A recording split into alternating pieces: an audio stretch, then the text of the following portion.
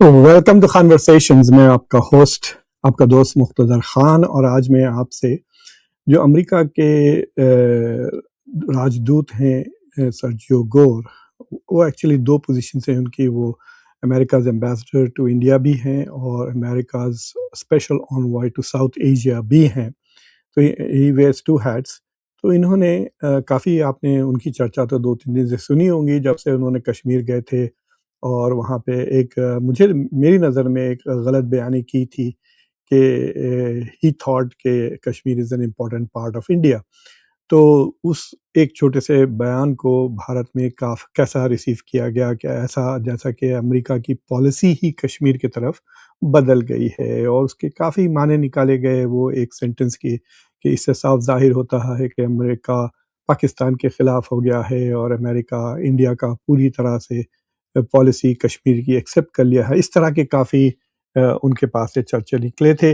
और अगर आपको याद होगा कि मैंने उस पे ना सिर्फ अपने शो पर भी बात की, बल्कि दूसरे शोज़ पर भी उसका चर्चा मेरे साथ हुआ था, तो जिसमें मैंने कहा कि we'll have to wait and see कि वाक़ई में पॉलिसी बदली या नहीं। और मुझे लग रहा था कि it was like a throw away comment, कि उन्होंने ये नहीं कहा कि हम कहते हैं कि पूरा का पूरा कश्मीर भारत का ही है, जैसा भारत की पोज़ीशन है कि Kashmir is an integral part of India.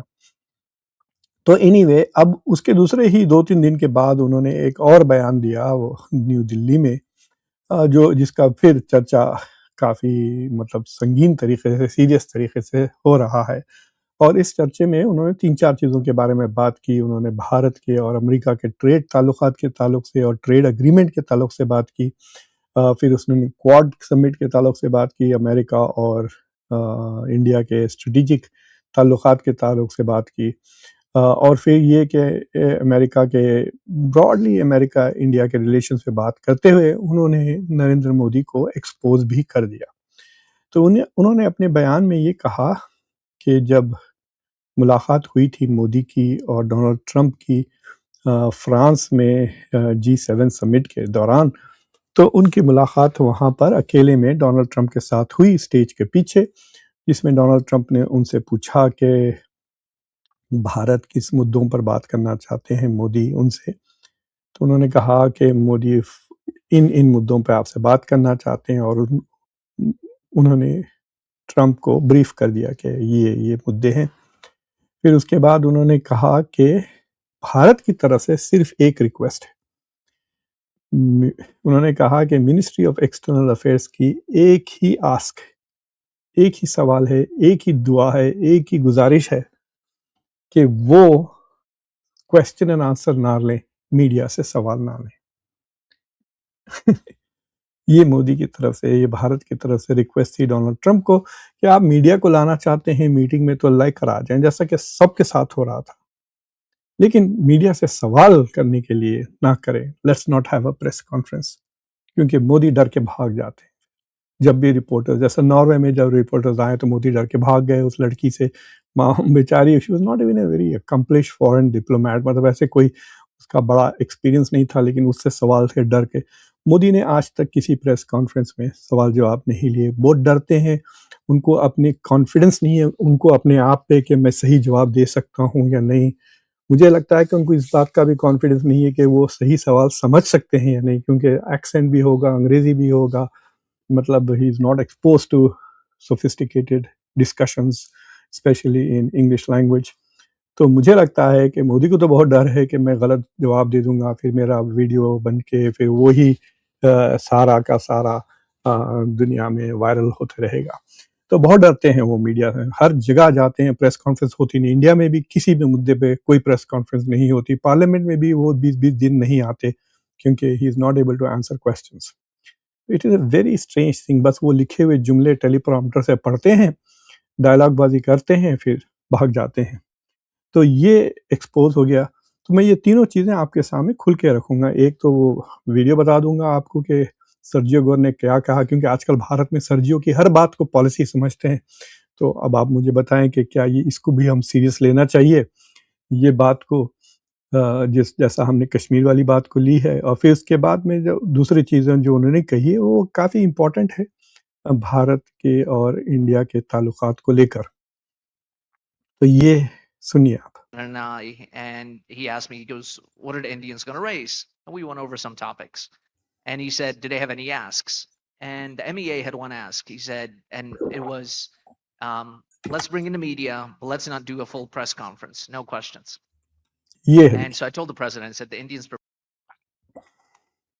and he asked me, he goes, what are the Indians going to raise? And we went over some topics. And he said, did they have any asks? And the MEA had one ask. He said, and it was, let's bring in the media, but let's not do a full press conference. No questions. And so I told the president, I said, the Indians prefer no questions. He said, sure, no problem. तो ये है, उन्होंने कहा कि भाई एक ही चीज़ मांग करते हैं कि भाई सवाल ना पूछे, सवाल पूछे तो हमारे बॉस डर के भाग जाते हैं, तो अच्छा नहीं लगेगा ना। जैसे नॉर्वे में आपने देखा वो भाग गए वहाँ से स्टेज पर से, इसका वीडियो मैंने आपको दिखाया भी था। तो फिर यहाँ पे भी सबके सामने अगर वो भाग गए, मीडिया के सामने प्रेस लगे या खामोश बैठे रहे, तो it will look very bad. या फिर ऐसे जवाब दें जैसा कि साफ नज़र आए लोगों को कि सवाल ही समझ में नहीं आया। हालांकि ट्रांसलेटर्स होते हैं, मतलब वहाँ पे बैठे रहते हैं इंडिया के ट्रांसलेटर। जैसा मोदी ने जब बात की डोनाल्ड ट्रंप से, तो उन्होंने हिंदी में बात की और फिर वो ट्रांसलेटर उनको सुनाते रहा। तो एनीवे, एक्चुअली मैंने काफ़ी तारीफ़ की थी उस मीटिंग की, क्योंकि मोदी ने अपने हाथ में, आपने देखा होगा, चिट्ठियाँ लिख के ले गए थे, तो वो पढ़ रहे थे अपने हाथ में जो चिट्ठी थी उससे, जिसमें उन्होंने बार-बार ट्रंप की तारीफ़ें की और किसी दूसरे मुद्दे को उठाया नहीं। ख़ास तौर से जो ट्रंप बार-बार कहते हैं कि उन्होंने सीज़ फायर करवाया इंडिया और पाकिस्तान के बीच में, उसके ताल्लुक से मोदी ने कुछ वहाँ पे बात की ही नहीं। एनीवे, तो ये तो एक कि उन्होंने इस बात को पोल खोल दी कि भाई भारतवासी की मिनिस्ट्री ऑफ एक्सटर्नल अफेयर्स सिर्फ एक ही चीज़ मांगती है हर मीटिंग से पहले, कि सवाल जवाब ना करें प्लीज़, सवाल जवाब ना करें प्लीज़, खुदा के वास्ते, भगवान के वास्ते प्रेस कॉन्फ्रेंस ना कराएं। एनीवे, तो वो छोड़ दें। जो दूसरी बातें की उन्होंने बहुत इंटरेस्टिंग की। तो जब उनसे पूछा गया कि भाई ट्रेड डील का क्या हो रहा है, तो उन्होंने कहा कि भाई ट्रेड डील पूरी की पूरी तय तय तय हो गई है, एवरीथिंग इज़ ऑल सेट, अब बस लीगल डॉक्यूमेंट्स तैयार हो रहे हैं। देखिए, ये कब से हम सुन रहे हैं, तकरीबन 4 महीने से ये बात कही जा रही है कि इट हैज़ बीन फाइनलाइज्ड। जब मार्को रूबियो आए थे, वो मई का महीना था, जून, जुलाई, अगस्त, 3 महीने हो गए। तो उन 3 महीने पहले मार्को रूबियो ने भी यही किया था कि द डील इज़ 99% डन, अब फॉर लीगल बातें रिज़ॉल्व करना है और वो ख़त्म हो जाने के बाद हम ये साइन कर देंगे। तो somebody is dragging their feet, ठीक है? ये डील नहीं हुई अभी तक। अमेरिका के सारे यूरोपियन यूनियन से डील हो गई, दूसरों से, अभी अब कनाडा के साथ पंगे चल रहे हैं, लेकिन इंडिया की, अमेरिका की डील्स कई जापान के साथ, साउथ कोरिया के साथ, बांग्लादेश, पाकिस्तान, इन सब के साथ फाइनलाइज़ हो चुका है। सिर्फ भारत के साथ जो सबसे पहले शुरू हुआ था फ़रवरी 2025 से लेकर अभी तक, तो आप सोच लीजिए तकरीबन 1.5 साल से ये नेगोशिएशंस चल रहे हैं।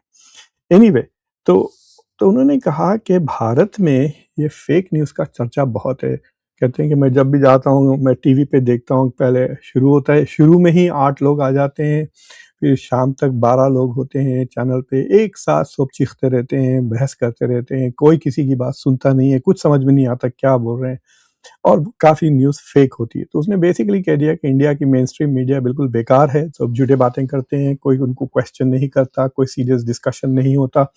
तो फिर I don't know why he watches, देखते क्यों हैं फिर? एनीवे, तो फेक न्यूज़ है और सिर्फ पीयूष गोयल ने मेरे कहने पर मीडिया के खिलाफ बयान दिया कि आप जो मीडिया में बता रहे हो वो गलत है। तो ही सेज़ के फेक न्यूज़ के खिलाफ पुश बैक करना चाहिए और ये फेक न्यूज़ है कि अमेरिका और यूएस के बीच में, जो इंडिया और यूएस के बीच में जो ट्रेड डायलॉग हो रहा है वो कोलैप्स हो चुका है। मेरी तो ये राय है कि सर्जियो गोर फेक न्यूज़ फैला रहे हैं। अगर 3 महीने पहले इट वाज़ नियरली डन, तो फिर अब रुका हुआ क्यों है? What is the delay? फिर उनसे जब सवाल पूछा गया कि भाई अभी तो कांग्रेस में तो 100% टैरिफ लगाने वाले हैं उन मुल्कों पे जो रशिया से तेल खरीदते हैं, उसके बारे में आपका क्या ख्याल है? तो वो कह रहा है कि वो डोनाल्ड ट्रंप नहीं कह रहे हैं, हम नहीं कह रहे हैं, व्हाइट हाउस नहीं कह रहा है, ये सिर्फ बाईपार्टिसन यानी डेमोक्रेट्स और रिपब्लिकन्स कांग्रेस में इसको पुश कर रहे हैं, सेनेट में भी वो पास हो गई। यहाँ पे भी सर्जियो गोर ने बड़ी झूठी बातें की। पहली तो ये बात है कि आपको याद होगा कि ये 1.5 साल पहले सेनेटर लिंडसे ग्राहम जो अचानक मर गए पिछले महीने, चंद हफ्ते पहले, उन्होंने ये प्रपोजल किया था कि 500% तक टैरिफ इंडिया और चाइना पे लगाना चाहिए, क्योंकि वो रशिया से तेल खरीद रहे हैं। तेल खरीदने की वजह से रशिया की इकोनॉमी अभी तक बरकरार है, जिसकी वजह से वो जंग लड़ सक रहा है। फिर उसके बाद रिसेंटली फिर दोबारा वो बिल सेनेट में इंट्रोड्यूस किया गया, और लिंडसे ग्राहम के मरने के बाद डोनाल्ड ट्रंप ने एनकरेज किया कि ठीक है, ये बिल लिंडसे ग्राहम के नाम से पास की जाए और ये बिल को इंट्रोड्यूस कर दें। डोनाल्ड ट्रंप की ब्लेसिंग्स हैं, आप मीडिया में जाके चेक कर सकते हैं। He said so. Sergio Gor ने यहाँ पे भी झूठ बोला। तीसरी बार जब उनसे पूछे गए कि भाई ताल्लुकात कैसे हैं, तो उन्होंने कहा कि ताल्लुकात बहुत अच्छे हैं, बहुत शानदार हैं, और लीडर्स एक दूसरे की, मतलब ये रोज का चर्चा हो गया कि बहुत अच्छे ताल्लुकात हैं लीडर्स। भाई कुछ 80-90 बार डोनाल्ड ट्रंप ने डोनाल्ड मोदी की मजाक उड़ाई है और भारत को इंसल्ट किया है, ये कहकर के उनके एक फ़ोन कॉल की वजह से भारत ने दुम दबाकर सीज़ फायर कर दिया। सो ही जो भारत कहता है कि ना, ना, ना हर बार, तो उसके बावजूद ये कहते रहते हैं कि बहुत अच्छे ताल्लुकात हैं मोदी के और ट्रंप के। देखिए, मोदी खुद भागे-भागे जाकर उनसे मिले, और फ़रवरी में 2005 की। फिर उसके बाद सिर्फ एक बार मुलाकात हुई, जो G7 की समिट फ्रांस में हुई। लेकिन ट्रंप कई बार दूसरे मुल्कों के कई चक्कर कर चुके हैं, बर्तानिया के, फ्रांस के, he is gone to Middle East भी चले गए, वो कतर भी चले गए, सऊदी अरब भी चले गए। कई मुल्कों को गए हुए हैं वो ट्रंप, इज़राइल को भी गए, बट इंडिया नहीं आए। अब इतनी ताल्लुकात अच्छे हैं इंडिया के साथ, तो why has he not come to India? हर साल क्वाड की लीडर्स की समिट होती थी। जो आखिरी बार मुलाकात हुई नरेंद्र मोदी के एक अमेरिकन प्रेसिडेंट से, वो अक्टूबर की 2024 में यहाँ डेलावेयर में हुई थी, जो बाइडेन के घर पर। उसके बाद से क्वाड लीडर्स की समिट नहीं हुई। तो सर्जियो गोर ने वहाँ पे बयान दिया कि भाई नहीं, America is interacting with India at the leadership level. मई के महीने में आए थे सर्जियो गोर, और फिर दोबारा अक्टूबर में आ रहे हैं क्वाड की समिट के लिए, मिनिस्टीरियल लेवल की। तो this will be Sergio Gor की, सॉरी, मार्को रूबियो की जो तीसरी मुलाकात होगी डॉक्टर जयशंकर के क्वाड के लेकर। एक तो पहली बार हुई जब फरवरी में ही उनका कॉन्फर्मेशन के दिन ही, जिस दिन वो कॉन्फर्मेशन हुए, पहली मुलाकात की क्वाड फॉरेन मिनिस्टर्स की वाशिंगटन में हुई। फिर उसके बाद और एक समिट मीटिंग हुई, मुझे याद नहीं कहाँ हुई वो, और फिर ये तीसरी होने वाली है। That is fine.